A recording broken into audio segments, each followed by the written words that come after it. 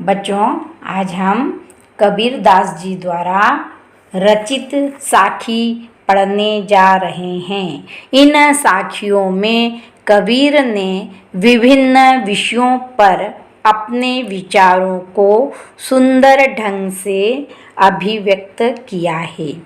कबीरदास जी एक फक्कड़, मस्त, मौला, क्रांतिदर्शी व्यक्ति थे। उन्होंने अपनी पैनी नज़र और वाणी द्वारा बाह्य आडंबरों पर चोट की है। तो आइए हम उनकी इन सीख भरी साखियों को पढ़ते हैं। ऐसी वाणी बोलिए मन का आपा खोई, अपना तन शीतल करे, औरन को सुख होई। अब यहाँ पर वाणी शब्द का अर्थ है वचन, बोली। आपा का अर्थ है अहंकार, तन अने शरीर और शीतल अने ठंडा।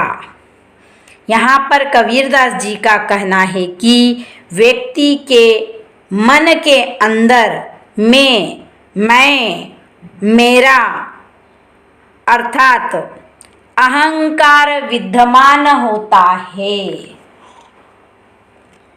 तब तक वहाँ पर द्वेष, घृणा, घमंड वाणी में हमेशा घुलता रहता है। मनुष्य घमंड से भरा हुआ होता है, उसमें अहंकार का भाव समाया होता है।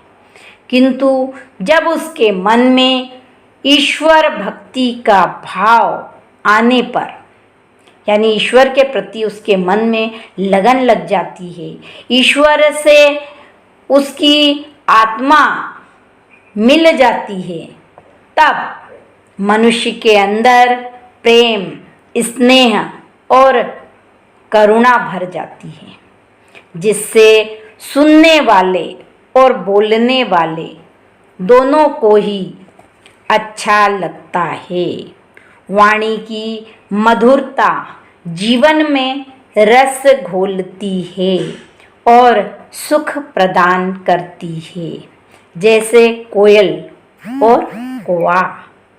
कोयल की आवाज़ मधुरता का एहसास कराती है, तो कौवे की आवाज़ कर्कशता का अनुभव कराती है। तो आपको इस दोहे से ये समझ में आ गया होगा कि मनुष्य को कैसी वाणी बोलना चाहिए। यदि मनुष्य अच्छी वाणी बोलता है तो सबके मनों के दुख को हर लेता है, और कड़वी वाणी से लोगों को दुख प्रदान करता है। इसलिए हमें हमेशा अच्छी वाणी का ही उपयोग करना चाहिए। चलिए हम आगे देखते हैं कबीरदास जी की दूसरी साखी।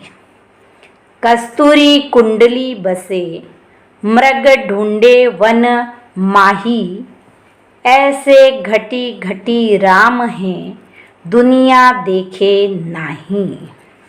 जैसा कि हमारी पंक्तियों से स्पष्ट है कि मनुष्य के घट अर्थात शरीर में ही परमात्मा का वास होता है, अर्थात शक्ति का स्रोत हमारे स्वयं के भीतर है, किंतु अज्ञानता वश हम उसे देख नहीं पाते हैं। उस शक्ति को हम बाहर के कर्म कांडों में ढूंढने की कोशिश करते हैं। कर्म कांड से मेरा तात्पर्य यह है कि हम ईश्वर को मंदिर, मस्जिद, गुरुद्वारा, वन, उपवन, कंदराओं में खोजते हैं, किंतु ईश्वर तो हमारे अंदर विद्यमान होता है। हमारे अंदर हम उसे ढूंढने का प्रयास नहीं करते हैं। ठीक उसी प्रकार से, किस प्रकार से, देखिए, मृग, हिरण, उसके पेट में कस्तूरी विद्यमान होती है। जैसा कि आप जानते हैं, कस्तूरी यानी एक ऐसा सुगंधित पदार्थ होता है जिसकी सुगंध से हिरण बेचैन हो जाता है, और वह कस्तूरी उसकी नाभि में ही विद्यमान होती है, किंतु उसे इसका भान नहीं होता, बोध नहीं होता, और वह उस सुगंध की खोज में जंगल जंगल मारा मारा फिरता है, दर दर भटकता है और सोचता है कि यह सुगंध कहाँ से आ रही है, मैं इस सुगंध को कैसे पा सकता हूँ। लेकिन जैसे कि जब तक हम परमात्मा को बाहर ढूंढते हैं, परमात्मा हमें नहीं प्राप्त होता है, और जैसे ही हमें ज्ञान हो जाता है कि परमात्मा हमारे अपने अंदर ही है और हमें उसे ढूंढने का प्रयास व्यर्थ में नहीं करना है, अपने आप में उसे ढूंढने का प्रयास करना है। हिरण को यही चीज भान नहीं होती है और वह भटकता रहता है। आजीवन मनुष्य का जीवन भी ऐसा ही है, वह ईश्वर को सिर्फ पाने के लिए इधर उधर भटकता है, अपने अंदर झांक कर नहीं देखता है। तो हमें बच्चों ईश्वर को देखने के लिए अच्छे और भलाई के काम करने चाहिए, तभी हम ईश्वर की प्राप्ति कर सकते हैं, तभी आत्मा का परमात्मा से मिलन संभव होता है। चलिए हम ऐसी ही सीख भरी साखी अगले साखियों में देखते हैं। जब मैं था तब हरि नहीं, अब हरि है मैं नाही, सब अंधियारा मिटी गया, जब दीपक देखा माही। कबीरदास जी कहना चाहते हैं, कवि के अनुसार, जब तक मैंने आपको पहले भी बताया है, मैं शब्द अहंकार से भरा हुआ होता है। जब तक मनुष्य के अंदर यह अहंकार का भाव है, तब तक ईश्वर का वहाँ पर वास नहीं हो सकता है। केवल मन में अज्ञान रूपी अंधकार समाया हुआ होता है। कब तक? जब तक मैं है, मनुष्य अपने लिए जीता है, तब तक वह अहंकार में डूबा होता है।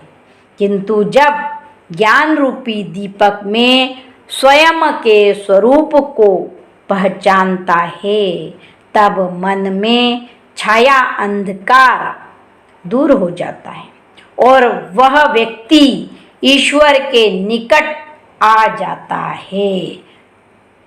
इसीलिए कहा गया है कि जब ईश्वर था तो मैं नहीं था, और जब मैं हूँ तो ईश्वर नहीं है। अर्थात मनुष्य के अंदर अहंकार का भाव होने पर उसे ईश्वर कभी भी नहीं मिल सकता है। ईश्वर को पाने के लिए हमें अपने अहंकार रूपी अंधकार से दूर आना ही पड़ेगा। ये 3 साखियाँ हमने अभी पढ़ी हैं। इस साखियों में शिल्प सौंदर्य इस प्रकार से है। कबीरदास जी की भाषा सधुक्कड़ी भाषा है। दोहा छंद का प्रयोग उन्होंने किया। इनकी भाषा सरल, सहज, सरस, सुबोध है।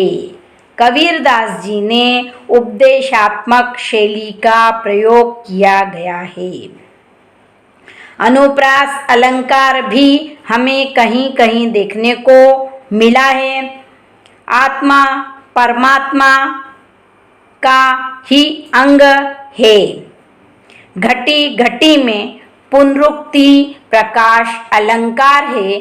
ये हमारा भाग 1 है। हम इस वीडियो में भाग 1 को ही देखेंगे। इसके आगे की कुछ पंक्तियां हम दूसरे वीडियो में देखेंगे। धन्यवाद बच्चों। यदि आपको यह वीडियो पसंद आया हो तो इसे लाइक करें, शेयर करें, सब्सक्राइब करें।